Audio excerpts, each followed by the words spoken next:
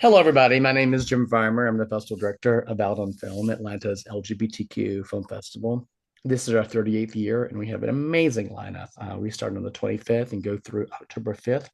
And our closing night film this year is the amazing, universally loved For Mothers, directed by Darren Thornton. I'm going to read a brief description of the film, and then we have some questions for Darren.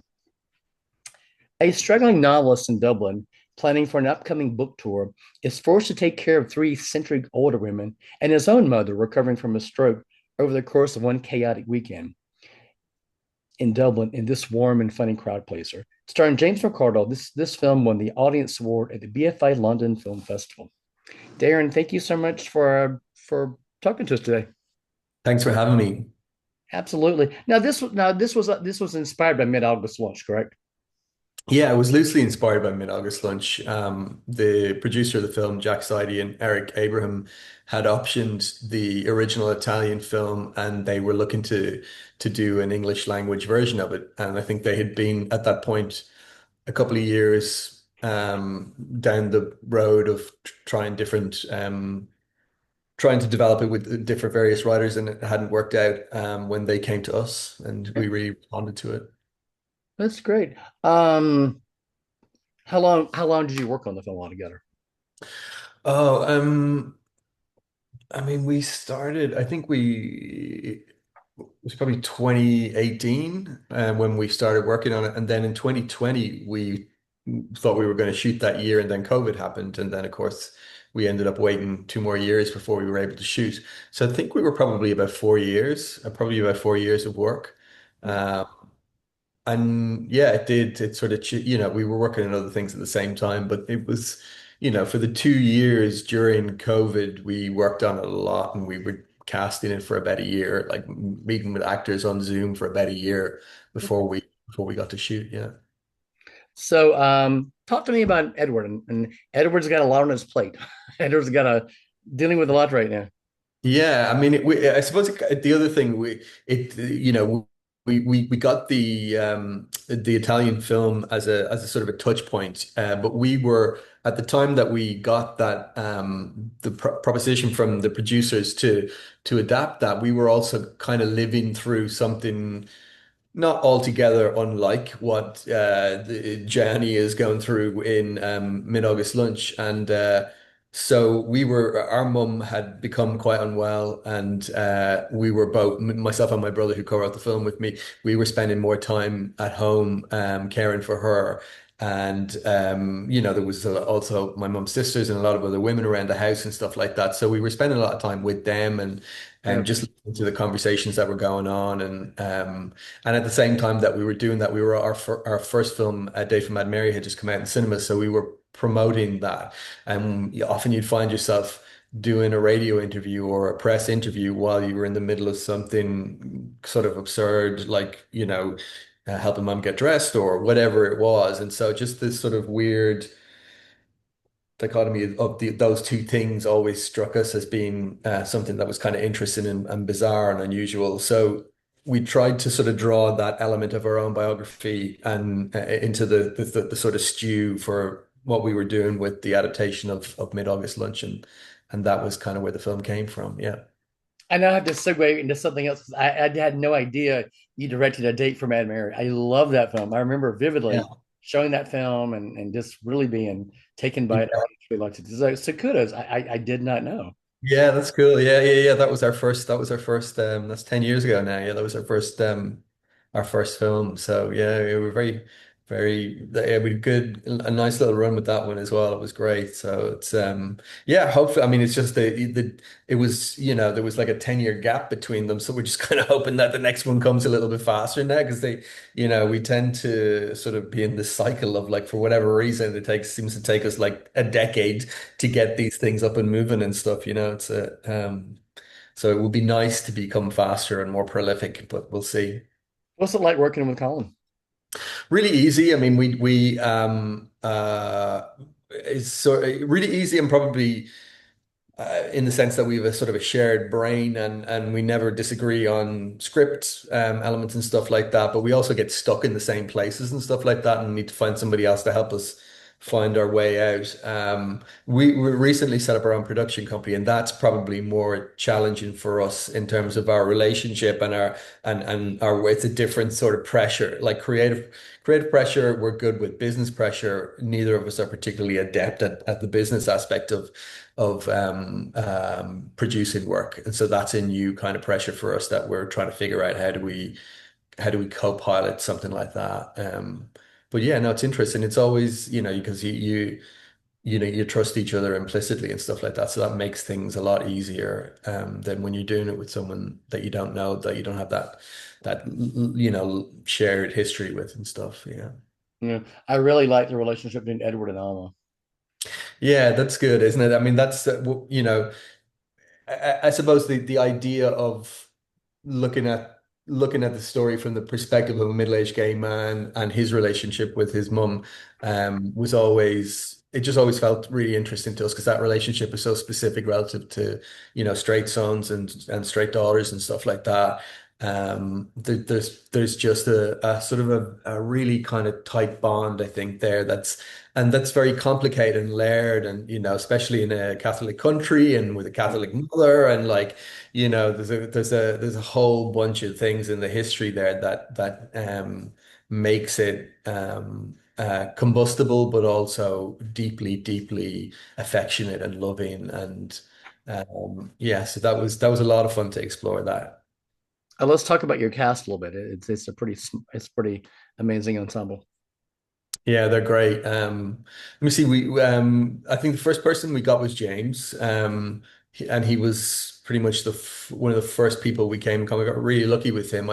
We had seen him. I had seen him in Wolf Alice, the Scottish band, had made this sort of movie with Michael Winterbottom called On the Road about their. It was like a tour movie, Yeah, but there was sort of a fictional narrative strand running through it where James was playing a roadie who fell in love with, I think, a journalist, a music journalist or something like that. And he was great. He was so sort of interesting in that. And then I think I remember seeing him in Angels in America, which was sort of a big break for him. I saw it on the National Theatre's online.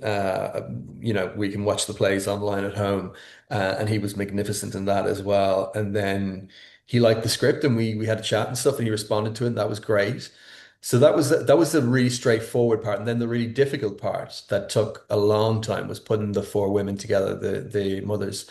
That took time and it was and surprisingly so because I think we thought that um because they were four women, it was, four women in their 80s, and they're not like 'cause they're meaty, good parts and stuff. We thought, oh, well, sure, everyone will want to do this and stuff. But actually, what we discovered was that older actors tend not to want to play characters who have any sort of diminished capacity because they have this very legitimate fear that if they do one of those roles, they'll be forever typecast after that. It's like they kind of see that as kind of passing a certain point where, yeah, if I play a sick person, I'm just going to get lots of sick person roles. So they tend to want to stay away from those movies for as long as possible. Totally makes sense, but you don't think about it at the time and stuff. So we got a lot of letters from um, a lot of the great British actors that we'd been chatting with and who we'd sent the script and stuff who were really enamored with the script and the characters, but just didn't want to take on that role for fear that that's what they would be typecast with. Um, and so we spent a lot of time on that. And then finally, I was on my own agent's website one day and I realized that he also represented Fionnuala Flanagan. And I was like, how did I not think of Fionnuala? And I was looking at it, yeah, I know. And I was looking at her video reel that was on the website again and seen a clip of her in this movie called Life's a Breeze, this Lance Staley movie called Life's a Breeze, and she has this sort of monologue, and it's just her in a close-up. And Fionnuala is incredible in a close-up, and her face is just there's just so much you can just sit with it. There's so much expression there and so much going on behind the eyes. And I was like, oh my God, how did I not think of this? And then again, this is during COVID and stuff. And I think it was during one of the periods in COVID where the restrictions might have been semi-lifted. I remember we went and met her in a hotel in Dublin. She had her dog with her, and we sat for a couple of hours and we talked about the movie and she was just wonderful. And so that was that. And Fionnuala was attached, then Fionnuala, Dervla and Malloy came pretty quickly, and Fionnuala and Dervla are friends.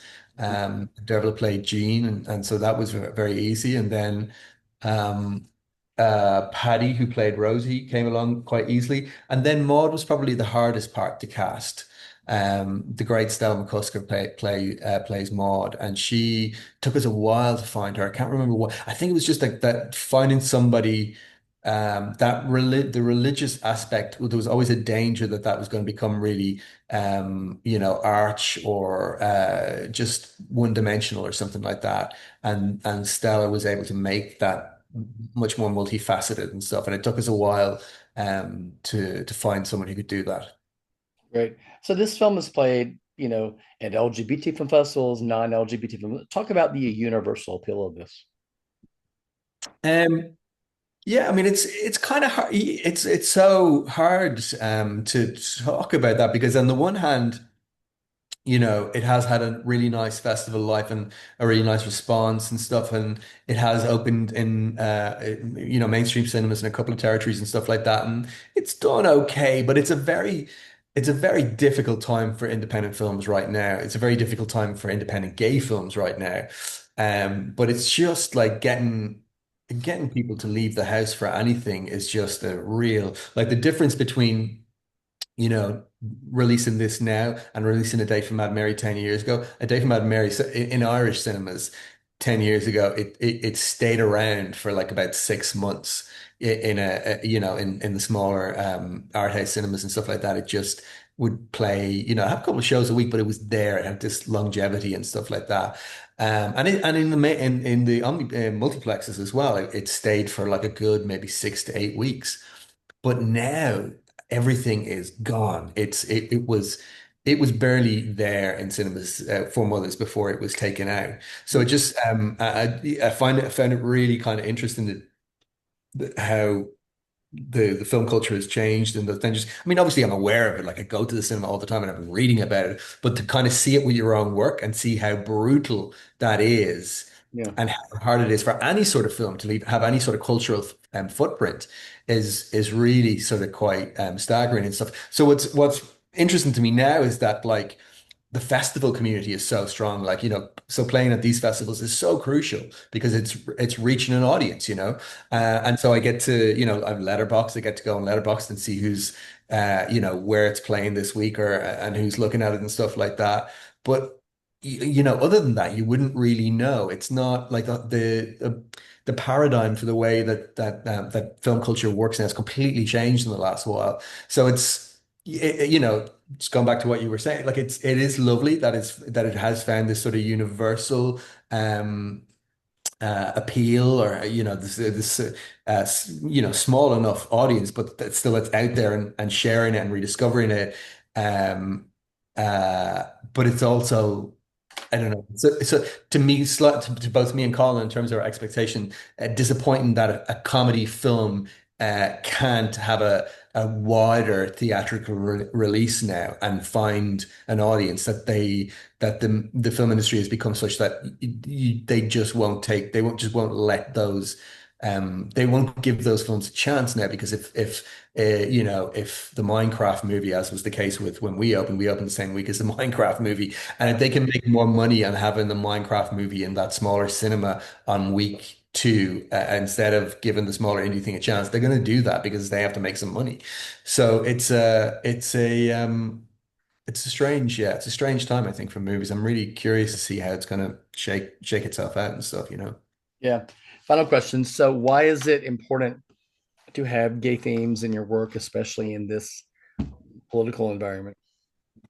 Um, I mean, like first and foremost, just to have diversity in voices and faces and, in storytelling and points of view and stuff like that. The more varied the points of view in story terms and stories that are told, the more people connect with all kinds of different folks and have empathy for all kinds of different folks. Um, but just as a selfishly as an audience member, as a person that goes to the movies, I w want to see um people that are, from different cultures and different like different backgrounds, and so if you're just watching, you know, white, straight, cisgendered, whatever, all the time, then you're not really kind of getting to kind of experience things properly. So from our point of view, I mean, and even for what we're doing now, I mean, we've done had two stories, two gay themed stories and stuff like that. But there's so much more, different subcultures and different things that we really want to get into. That's different from ourselves and stuff like that. But fundamentally, I think it's just really important. For cinema, and for fucking humanity as well, that we're getting to sort of see a wide range of stories, and more than ever, for obvious reasons right now, especially in America, like it's fucking crazy. I don't know how you guys are living through, like from over this side of the world, just looking at it. It's like every day, it's head bangingly frustrating. You got And I it. can That's pretty much it. Yeah, I can only imagine, being in that, how frustrating it must be and stuff like that. So, and I mean, not that, I mean, the UK is certainly not too far behind, and we're kind of right now, there's very, very small pockets of conservatism and alt-right agitation and stuff like that, but they're very fringe in Ireland at the minute. Now they're not mainstream at all, touch wood. But of course, it's only a matter of time before they gain more power and momentum and stuff like that. But it's a very dangerous time, for civilization and culture and everything. You know what I mean? Maybe. So I think the more that we can, celebrate and platform gay stories and LGBTQ plus stories, the better, Yeah. Thank you for that. All right, Four Mothers screens Sunday, October 5th at 7:30 p.m. at the Midtown Arts Cinema as Out on Film's closing night film for 2025. Darren Thornton, thanks for sharing the film with us, and thanks for taking the time to talk to us. Thank you. It's nice to meet you. Thanks so Nice much. to meet you. Best of luck with the festival. Thanks so much. When does